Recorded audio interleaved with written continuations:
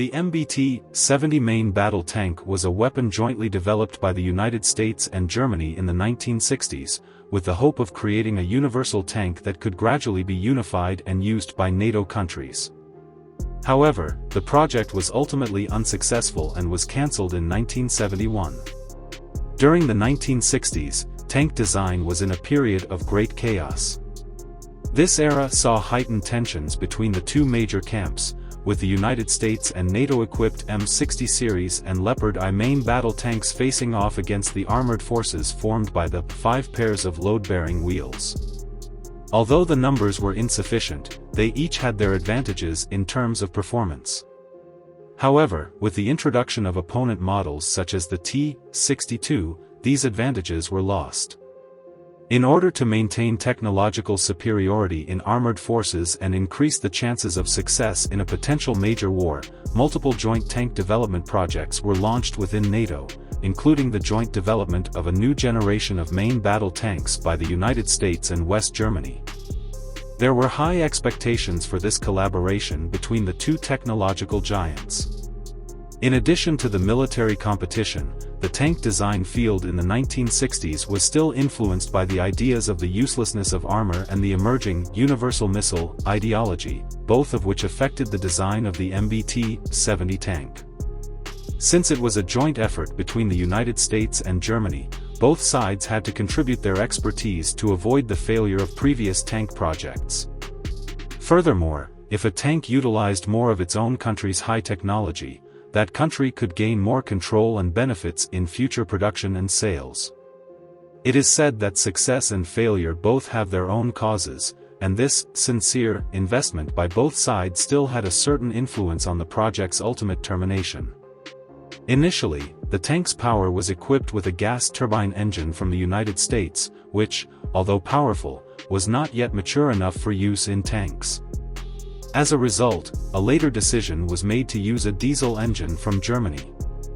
The tank's propulsion system utilized a hydraulic pneumatic suspension, providing excellent off-road comfort, and the tank was capable of reaching a top speed of 69 km per hour, which was considered very impressive at the time. In terms of firepower, in addition to equipping the most advanced fire control system, both countries proposed their own artillery solutions. Influenced by the universal missile ideology, American designers tended to favor the XM150 152mm cannon, a modified version of the M81 cannon, which, in addition to firing conventional armor-piercing, high-explosive, or discarding sabot rounds, could also launch the MGM-51 missile with a range of 3,000 meters, far exceeding the effective range of tank cannons at the time. In contrast to the American designers' radical approach, the German designers focused on practicality. They believed that the technology of the XM150 was not yet mature, and using it would create many potential hazards, so they advocated for the installation of the German-produced 120mm smoothbore cannon. The differences between the two sides on the main gun issue led to a significant impact on the later rupture of the project.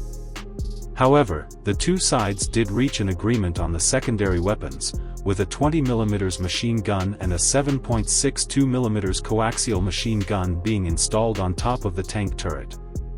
In terms of protection, the tank had completely abandoned the idea of useless armor, but also moved away from a simple steel armor structure, and instead installed a new type of spaced composite armor with an anti-spalling inner lining between the inner and outer layers of armor, providing good defense against armor-piercing shells, anti-tank missiles, and other threats. In addition to the high-tech features mentioned above, the MBT-70 also had an autoloader, combustible cartridge case, electronic pulse protection, and other technologies, making it an all-around advancement in tank technology at the time. The MBT-70 tank was terminated in 1971 for various reasons. Firstly, the project itself was too costly, with the original plan budgeted at around $80 million, but by 1969, the project had already spent over $300 million, putting a severe strain on the budget. Despite this, the MBT-70 was still not mature, and there was still a long way to go before it could be accepted, making it a bottomless money pit. Secondly, the technology was too advanced.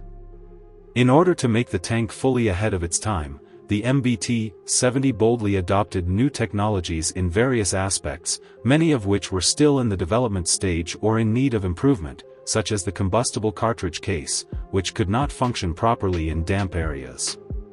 These technical deficiencies led to a deadlock in the tank's development.